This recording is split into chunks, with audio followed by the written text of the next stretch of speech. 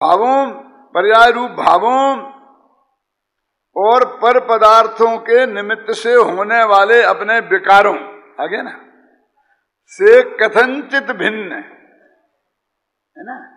एक कथनचित शब्द आचार्य का लगा हुआ है। एकाकार अनंत धर्मात्मक भगवान आत्मा कैसा है? निज आत्म तत्व को देखने वाली, जानने वाली, प्रकाशित करने वाली अनेकांतमयी मूर्ति सदा ही प्रकाशित रहे, जयवंत वर्ते। अब अपन कहते हैं जिनवाणी को नमस्कार है, नमस्कार तो लिखा ही नहीं है,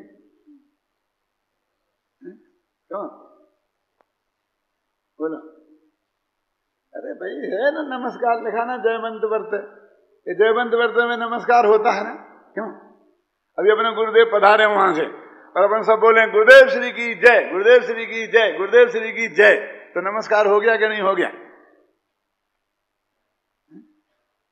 बोला तो आचार्य कहते आशीर्वादमक असर नमस्कार है। अपन अपने गुरु को आशीर्वाद देते हैं, तो आशीर्वाद का भी अर्थ हम सही नहीं समझते हैं। ये जो हम किसी की जो शुभ कामना करते हैं वो आशीर्वाद ही है। छोटा बड़े को देता है, बड़ा छोटे को देता है, लेकिन अपन ने बोले आशीर्वाद तो बड़ा दे, क्यों? छोटे वाला क्या देता है? वो आशीर्वाद दे ही नहीं सके, माने वो शुभ भाव की शुभ कामना नहीं कर सकता है। क्या आप तो कहते जिनवाणी जयवंत वर्तो, जयवंत वर्तो, उसमें नमस्कार हो गया। अकेले एक नमस्कार शब्द बोलने से ही नमस्कार नहीं होता है। हम उनके प्रति अपना सद्भाव प्रकट किया, हो गया नमस्कार। तो ऐसी जिनवाणी सदा जयवंत वर्ते, क्या मतलब? उसकी गांव गांव में जय के नारे लगते रहे, क्यों? अरे इसका नाम जयवंत वर्ते नहीं, माने उसका पठन पाठन निरंतर होता रहे। पूरे जयवंत वर्ते के आशीर्वाद से वो जयवंत नहीं बरतने वाली है। उसका निरंतर पठन पाठन हो, उससे परंपरा आगे बढ़ती रहे, उसका तत्व ज्ञान का प्रचार प्रसार में जिसका महान योगदान हो, उसका नाम है जयवंत बरतना। और वो नहीं तो मर जाना हो गया। जयवंत नहीं बरती हुई, बिना मरी जैसी पड़ी रही, शास्त्र अलवारियों में पड़े रहे। देखो एक बहुत मार्मिक बात इस वक्त मैं आपसे कहता हूं, गंभीरता से सुनना और विचारना।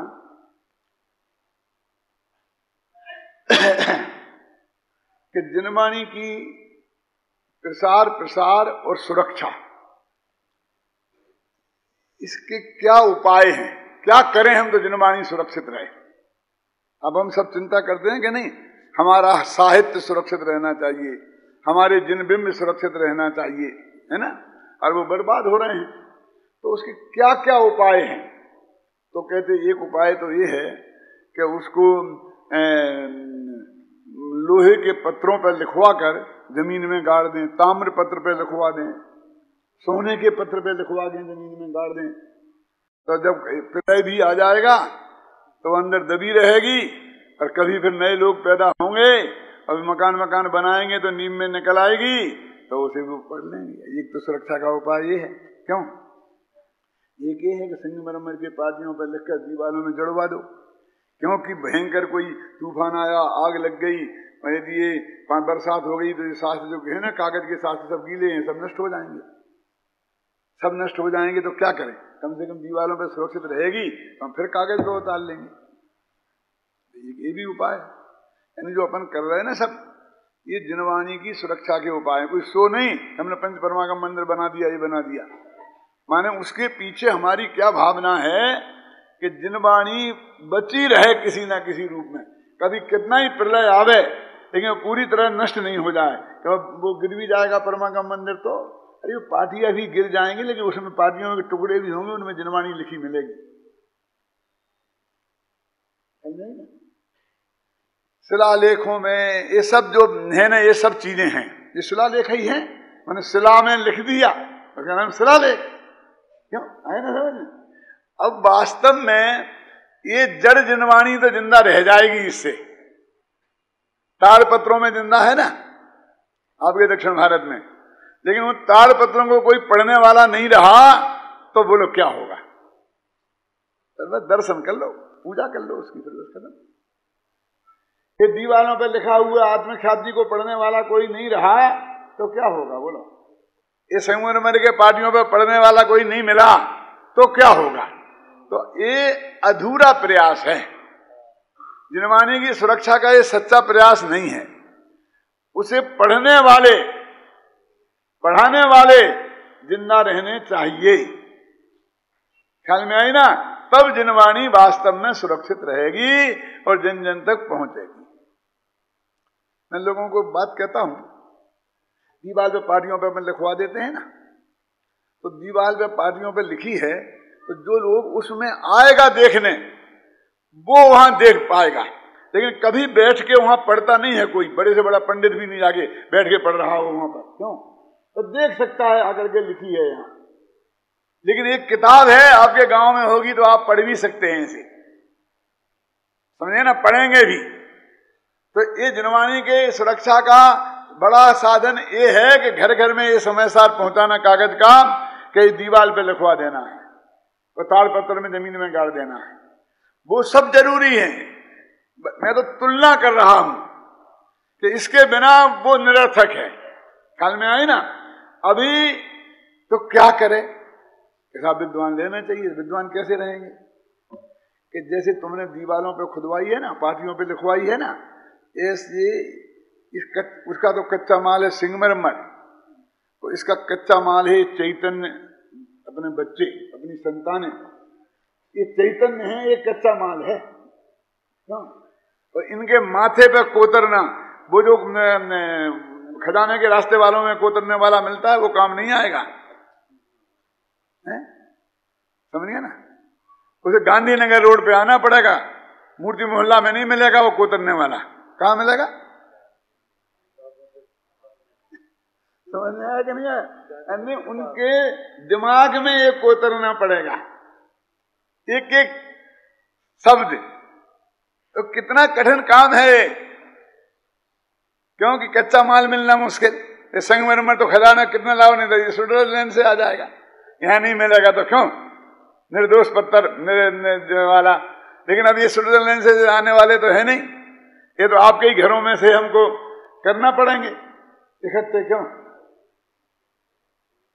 और कच्चा माल मिल जाए, वो बुद्धिमान हो, समझदार हो, संकल्पी हो, उनके अंदर भी ये तमन्ना हो, तो भूतबली पुरुषदंत ने जैसा किया था उनके साथ उनके धरसेनाचार्य ने, ऐसे कोई धरसेनाचार्य उनके दिमाग में ये जिनवाणी लिखें।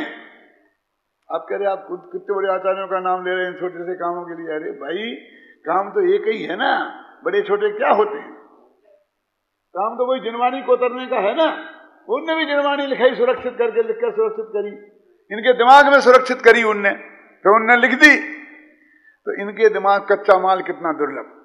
फिर इनके लिखने में 5-5, 10-10 साल लग जाते हैं, और उसके बाद ही ये धंधे पानी में लग जाए तो सब भूल जाएंगे। भूल जाएंगे कि नहीं भूल जाएंगे? बोलिए। निरंतर रहेगा अभ्यास तो ही कायम रहेगा। मैं एक बताऊंगा आपको एक तकलीफ। जब मैं यहां आया था तो यहाँ 8-10 न्यायाधीश थे। न्यायाधीश लाइन लग रही थी, और सब धंधा पानी करते थे। कपड़े की दुकानें थी, ये थी सुरज्ञानी चंद न्यायाधीश, फलाने चंद न्यायाधीश। और बिल्कुल मैं आपको कैसा कहता हूँ कि उनको कुछ कहना नहीं चाहता हूँ, जयपुर में ही देखा हूँ। आप समझ लो कि क्या था हाल। तो मैंने कही क्या, हम भी आए तो हम भी न्यायाधीश थे। तो सब कहते हैं यहाँ तो 7 न्यायाधीश पहले हैं।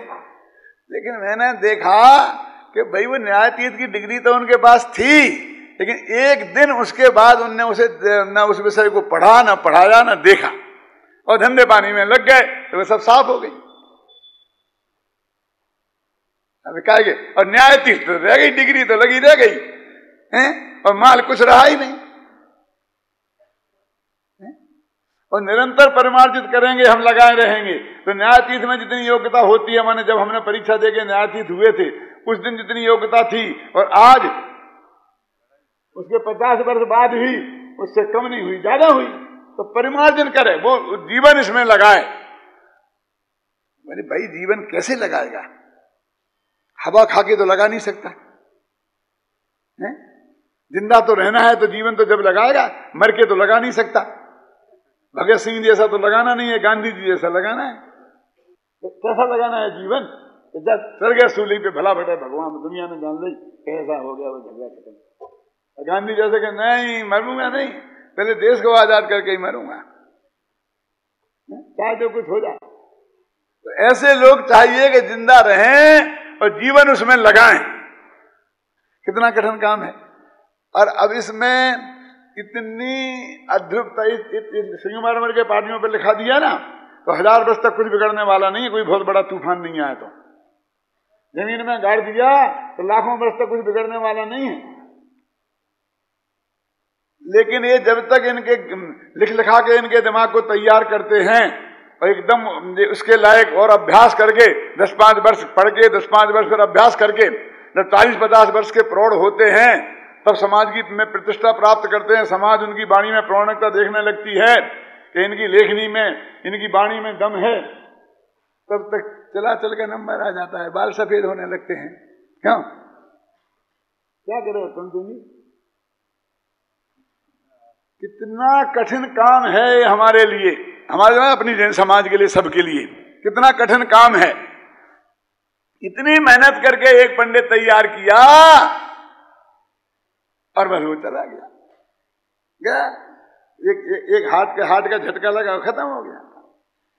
एक दफे की और बात कहूं, यहाँ पर बैठे ना रमेश भंडारी है ना, हाँ तुम्हारी बात सुनाता हूँ तुम्हारे पिताजी की, कि तुम्हारे पिताजी यहाँ आए और उन्होंने कहा कि एक महावीर जी की एक दुकान बहुत बड़ी वो ली 50,000 रुपये महीने पे किराए से, और उन्होंने कहा कि यहाँ पर मैं एक शोरूम खोलूंगा विमल का, किसका है, कपड़े का, समझ गए ना आप। तो मैंने कहा बोले पंडित जी आपके 2-4 लड़के हैं ना बेकार, तो उनको मैं यहाँ लगा दूंगा काम से, उनको आप बोल देना तो मैं मेरी दुकान पर लगा दूंगा उन्हें काम से। मतलब आजीविका की समस्या होती है ना, बहुत लोगों को चिंता है। अमेरिका तक के लोग कहते हैं कि आपके विद्यार्थी निकलते हैं उनकी आजीविका की चिंता क्या है, आजीविका की चिंता क्या है, हमें बहुत चिंता है, तो हम अपने यहाँ काम दिला देंगे, मिल में दिला देंगे, नौकरी दिला देंगे, दुकान पे लगा देंगे। मैंने कहा देखो भंडारी जी, यदि आपने ऐसा किया तो मैं आपको अपना 1 नंबर शत्रु में मानूंगा। क्या करे, मैंने 5 साल पढ़ा के तैयार किया और तुम उनसे मीटर से न पहुंचे इसमें लगवा दोगे मुझे। इसमें मैं तो उन्हें शत्रु मानता हूं, मैं मित्र नहीं मानता हूं उन्हें। क्या ये धंधे वाले ये लगा देंगे, इसे IAS बना देंगे, उधर उसमें लगा देंगे, इसे उसमें लगा देंगे, क्या करेंगे?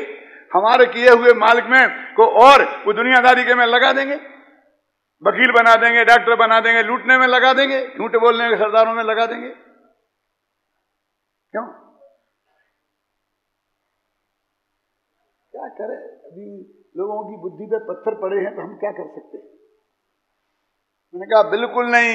मैंने कहा पंडित जी समझ में आ गया, बिल्कुल आपको करना है ना, तो आप कहो कि मैं इसे 10,000 रुपये महीना दूंगा और तत्व ज्ञान का प्रचार करे, पढ़ाए लिखाए, ये करे, ये काम में ही लगा रहे। इसकी सारी जिंदगी भर की जिम्मेवारी मैं लेता हूं और ये सारी जिंदगी इसमें लगा दे। क्या अमृत भाई, मैं आपको बहुत, मुझे दिल में बात आ गई इसलिए कहता हूं कि जब मैं यहाँ जयपुर में आने वाला था तो वहाँ बाबू भाई, खेमचंद भाई और गोदका जी, ये सब लोग वहाँ थे इंदौर में, और मेरे प्रवचन वगैरह हो रहे थे, क्लासें चल रही थी। इन लोगों ने मेरे से चर्चा की यहाँ आने के बारे में, बहुत लंबी बातें हैं, मैं सब नहीं सुनाऊंगा। अंत में खेमचंद भाई ने एक वाक्य कहा, वो मैं आपको सिर्फ सुनाना चाहता हूं। गोदका जी से कहा कि गोदका जी, मैं डॉक्टर भारिल्द की तरफ से एक गारंटी लेता हूं कि जैसा आपने काम सोचा है करने का, उसे 100 गुना अच्छा करके ये बताएंगे। और फिर मेरे से कहा कि पंडित जी, मैं गोदका जी की तरफ से आपसे गारंटी लेता हूं कि आज से आपको रोटी दाल के बारे में सोचना नहीं पड़ेगा। ये बात है, बोला मैं जानता हूं टीवी आ रहा है, बन रहा है, सब है, और उनमें से कई लोग मौजूद भी होंगे, इस अमृत भाई को पता होगा और किसी को पता होगा। ये वाक्य कहाँ कहते मालूम आपको? रतनलाल सेठी की दुकान पर। रतनलाल सेठी कौन? हाँ, मालगंज वाले, इंदौर वाले, ये तुम्हारे पाटो जी के ससुर। हाँ, समझ गए ना? उनकी दुकान पर बैठ के कहा था। मुझे वो दृश्य भी याद है कि वो कैसे बैठे थे, ऐसे बैठे थे, मैं ऐसा बैठा था, गुदगा जी ऐसे बैठे। मुझे वो सारा, वो मैं चित्रकार होता तो अभी चित्र बना के दे सकता था क्या। और वो गुदगा जी ने पूरा भरोसा किया, 24 घंटा काम करने में टांग नहीं लड़ाई। बस मेरा काम तो आपकी ये व्यवस्था करना है, बाकी आपको जो दिखे तत्व विचार में सो करो। ख्याल में आई ना। और मैंने प्रतिज्ञा की थी कि मैं कभी भी तनख्वाह बढ़ाने की बात तो बहुत दूर, लेकिन महंगाई की चर्चा भी किसी के सामने नहीं करूंगा कि जिससे लोगों को ये अंदाजा लगे कि थोड़ी महंगाई परेशान कर रही है पंडित जी को। उस लेवल तक मैंने उस बात को निभाया, किसी से एक शब्द नहीं कहा कभी कि मेरे को ये हुआ काम होता है। ऐसे सेठ चाहिए और मुझे ऐसे पंडित चाहिए। तब वो जिनवाणी जो है ना जयवंत बरतेगी। मैं जिनवाणी को जयवंत बरतने की बात कह रहा हूं। कैसे बरते जिनवाणी जयवंत? अरे भाई, इन विद्वानों को जो तैयार हुए हैं, आप इसी काम में लगा करके और इनको आजीविका से निश्चिंत करो। दूसरी जगह आजीविका दे करके तो निश्चिंत करने की बात हमारे गले नहीं उतरती है। समझ में आया कि नहीं आया? जो भी सोचना है इस बारे में सोचो, क्योंकि एक में लिख के तैयार किया 10-5 साल में वो काम करता है और टाइम फिर से हो जाती है। अब फिर तैयार करो, फिर तैयार करो। वो तो एक दफे लिखा दिए पादियों में तो 1000 वर्ग को निश्चिंत हो गए। समझ गए ना आप? अब ये तो निरंतर का काम है। निरंतर कच्चा माल मिले, निरंतर लिखने वाले रहें, निरंतर पढ़ने वाले रहें, माल तैयार करने वाले रहें, जीवन समर्पित करने वाले रहें। उनको 5 साल तक भावना भर करके अंदर से जीवन समर्पित करने की उनके भावना भर के उनके मन को तैयार करने वाले रहे। क्यों? तभी कोई जिनवाणी जयवंत का महान कार्य हो सकता है। कोरी अपने पढ़ लिया, अनंत धर्मणस्तत्वम पश्यन्ति प्रत्यगात्मनः अनेकांतमयी मूर्ति नित्यमेव प्रकाशताम। नित्यमेव प्रकाशताम माने इस तरह वो निरंतर प्रकाशित रहे। सम्यक दर्शन की प्राप्ति में देशना लब्धि यद्यपि निमित्त है, फिर भी अनिवार्य फैक्ट है, अनिवार्य तथ्य है। माने उसके बिना कभी किसी को ना आज तक सम्यक दर्शन हुआ है और ना होगा। आप कहेंगे सम्यक दर्शन तो 2 प्रकार का होता है, निसर्गज और अधिगमज। निसर्गज भी तो होता है ना, तो निसर्गज भी वास्तव में अधिगमज ही होता है और अधिगमज भी वास्तव में निसर्गज ही होता है। इस भव में देशना ना मिली हो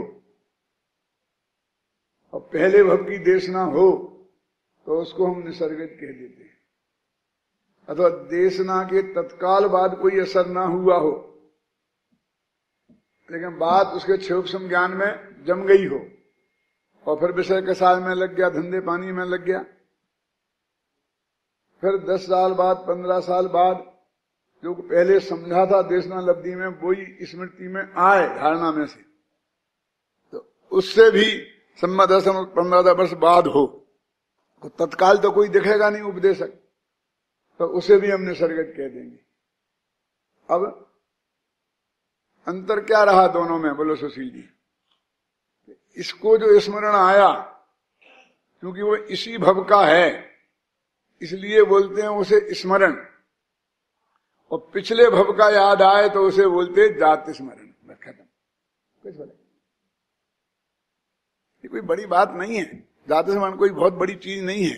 कैसे देखिए, हम 70-80 वर्ष के जो लोग हो गए हैं, सुमन भाई आपको 60-65 वर्ष की बातें याद हैं कि नहीं है? तो 65 वर्ष की आप बात याद आपको आ सकती है तो कोई जीव अभी मरा है और मरते समय उसके साथ दुर्घटना हुई, घटना हुई, अच्छी घटना हुई, कुछ भी हुआ, तो उसके 4 साल बाद उसे याद आ गया तो कौन सा गजब है? तो 60 साल पुरानी बात याद आ सकती है तो 4 साल पुरानी बात याद आने में कौन सी आश्चर्य हो गया? क्या गजब हो गया? क्या समझ में ना संजीव? आत्मा तो वो एक ही है ना। या तो फिर ये मानो कि देह में थी वो स्थित धारणा, धारणा ज्ञान देह में होता है कि आत्मा में? अवग्रह यह अवाय धारणा और उसके बाद में होती है स्मृति, फिर प्रतिविज्ञान, फिर तर्क और अनुमान। तो धारणा तक वो चीज आ गई तो वो 50 साल बाद भी स्मरण आ सकती है, 100 साल बाद भी, 1000 साल बाद भी आ सकती है। तो 5 साल बाद क्यों नहीं आ सकती?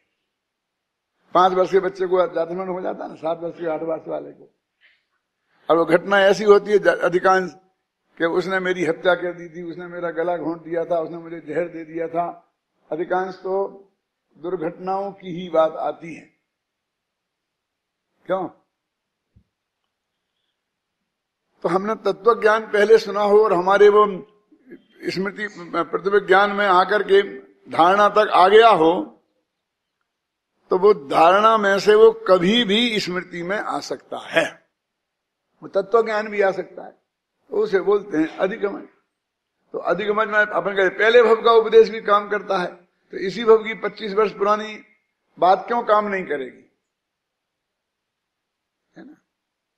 इसलिए वो तो सिर्फ इतना बताने के लिए कहा है, 2 भेद किए हैं कि अभी तत्काल में कोई उनका गुरु दिखाई नहीं देता। फिर पूज्य गुरुदेव श्री के केस में ही है कि ऐसे संप्रदाय में पैदा हुए जहां संबंधिष्टि जीव उत्पन्न नहीं होता मरकर। गीत में था तुम्हें, और वहां फिर 8 वर्ष की उम्र तक कोई उनको उपदेश का चांस नहीं मिला।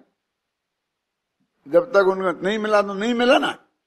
और फिर मान लो जो कि उनको तो जातस्मरण भी नहीं हुआ, उन्हें सारे जीवन भर बहुत डंके की चोट इस बात का निषेध किया कि मुझे जातस्मरण हुआ। जातस्मरण तो दूसरे को हुआ और उसको उनने सुना, लेकिन वो तत्व ज्ञान उनके ख्याल में आ गया ना। समय सार को पढ़ के आया तो उससे 2 बातें एक साथ सिद्ध होती हैं कि वो श्रीमंदिर परमात्मा की दिव्यध्वनि जो सुनी थी वो भी याद आ सकती है, और सीधा समय सार पढ़ के भी हो सकता है।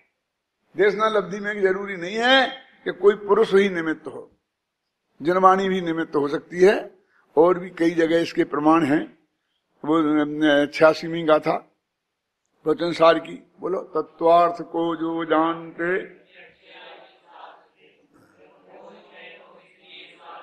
उसमें भी लिखा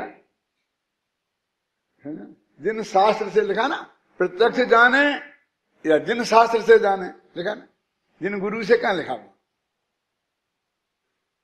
लेकिन मुख्यता गुरु की ही है।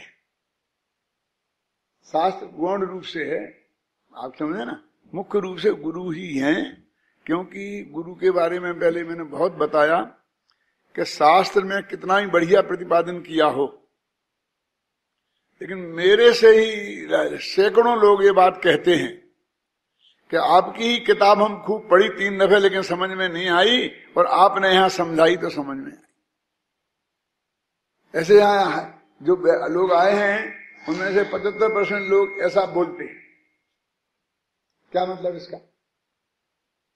उसका कारण क्या है कि कहां रुकना, कहां उसका प्रभाव करना, कहां वो व्यंग है, कहां वो वास्तविकता है, ये सब लिखने में नहीं आता। जैसे ये चिन्ह आजकल तो बहुत बन गए, विस्मय वाचक, फलाने वाचक। पुराने जमाने में तो ये कुछ थे नहीं, वहां सीधी अवधा में बात चलती है, खत्म, कहते जाओ सुनते जाए, समझिए ना आप। और यहां तो उसका चेहरा बोलता है, उसके हाथ पैर बोलते हैं, तो उससे आपको प्रश्नोत्तर करने की सुविधा है। शास्त्र तो जनरल लिखा जाता है। अब वो उसको बड़े बड़े पंडित भी पढ़ते हैं और छोटे लोग भी पढ़ते हैं, बिना जिनने आप पहले जैन धर्म पढ़ा हो। अब उनके लिए वक्ता ये ध्यान तो रख नहीं सकता कि जाए किनकी समझ में आएगी और किनकी में नहीं आएगी। और ऐसा है नहीं अपने यहाँ कोई शास्त्र कि जे इनके लिए पढ़ने का निषेध है और जे पढ़े, पंडित पढ़े बिना वाले नहीं पढ़े और बिना वाले पढ़े पंडित नहीं पढ़े, ऐसा कुछ है नहीं। लेकिन बोलने में वक्ता को सामने वाले का स्तर ख्याल में है, इसलिए वो उस स्तर से बोलता है। इसलिए मुख्य देशना लब्धि तो गुरु के मुख से ही होती है। लेकिन यदि हम इतना ही मान लें कि उसके मुख के अलावा शास्त्र से होती नहीं है, तो कभी हमें बहुत संकट खड़ा हो जाएगा। जब गुरु उपलब्ध नहीं होंगे तब क्या होगा? फिर एक दफा बीज नष्ट हो गया सम्यक दर्शन की प्राप्ति का, अब कोई सम्यक दृष्टि है नहीं, तो अब सारे देश में सम्यक दर्शन नहीं होने का गारंटी हो गई ना। क्या बसंत भाई, ये कितने बड़ा खतरा है, ये हमारी समझ में नहीं आता। अपन को ये इष्ट है, फिर कोई आदमी सम्यक दर्शन की प्राप्ति नहीं कर सकेगा क्या? हम ये मानना चाहते हैं क्या? जिस क्षेत्र काल में गुरु का सद्भाव ना हो, क्योंकि आप कहोगे नहीं है हमेशा रहते हैं श्रीमंदिर परमात्मा तो हमेशा ध्वनियों की खिल रही है, लेकिन हम जा नहीं सकते ना वहां। और यहां भी कोई एकाध गुरु हुआ सम्यक दृष्टि, तो वो देश के एक कोने में कहीं बैठा होगा, किसको पता है किसको नहीं है पता, क्योंकि वो अपने मुंह से तो कहता नहीं फिरता है, जो कहते फिरते हैं वे हैं नहीं। तो ऐसे सबको सदगुरु की उपलब्धि कैसे संभव है? तो मार्ग बंद नहीं हो, इसके लिए वो रास्ता खुला हुआ है। तो वो ये कहते हैं कि जिनवाणी सदा जयवंत बरतती रहे, यानी देशना लब्धि का साधन सदा उपलब्ध रहे। तो हम कहें कि महाराज क्या बात करते हो, इसमें आपको कहने की क्या जरूरत है, ना तो ऐसे आशीर्वाद की जरूरत है ना प्रार्थना की जरूरत है ना, सदा उपलब्ध है। शांतिलाल जी कहाँ है कि 20 तीर्थंकर हमेशा विद्यमान रहते हैं और उनकी दिव्य ध्वनि खिड़ती रहती है। एक क्षण को भी सम्यक दर्शन की प्राप्ति का, देशना लब्धि का निमित्त का अभाव नहीं है। 3.5 लोग के हिसाब से विचार करें तो समझे ना। लेकिन सवाल तो फिर वो ही आ गया ना कि आचार्य अमृतचंद्र तो अपने यहाँ बैठे हैं भारतवर्ष में, और यहाँ की वे बात करते हैं क्या कि वहां चल रही है धारा, तो हमारा सिद्धांत का नियम पूरा हो गया, बस खत्म। सिद्धांत का नियम पूरा थोड़ी करना है, हमें सम्यक दर्शन प्राप्त करना है। क्यों? और एक चीज ऐसी दुर्लभ हो क्यों हो, हरेक को सदा सर्वत्र उपलब्ध रहनी चाहिए। उपलब्धि किसे बोलते हैं? क्यों जी, राशन कार्ड में गेहूं मिलेगा उसे उपलब्धि बोलते हैं। बाजार में जब जाओ, जितना 1 छटांग लो, 10 किलो लो, 1000 मन लो, वो उपलब्ध रहे, उसका नाम उपलब्धि है। कहाँ उपलब्ध रहे? जयपुर में कि जोधपुर में? एक गांव में। क्या गेहूं की दुकान एक गांव में होना चाहिए ना, नमक की दुकान एक गांव में होना चाहिए ना, नहीं तो उस गांव वाले को दूसरे गांव में लेने जाना पड़ेगा। बोलो क्यों महेंद्र कुमार जी? एक गेहूं नमक जैसी भी कीमत नहीं है इस आत्मा की। एक गांव गांव में इसकी तत्व चर्चा उपलब्ध होना चाहिए, ऐसी भावना अमृतचंद्राचार्य भा रहे हैं कि जिनवाणी जयवंत वर्तो, माने निरंतर उसका पठन पाठन होता ही रहे।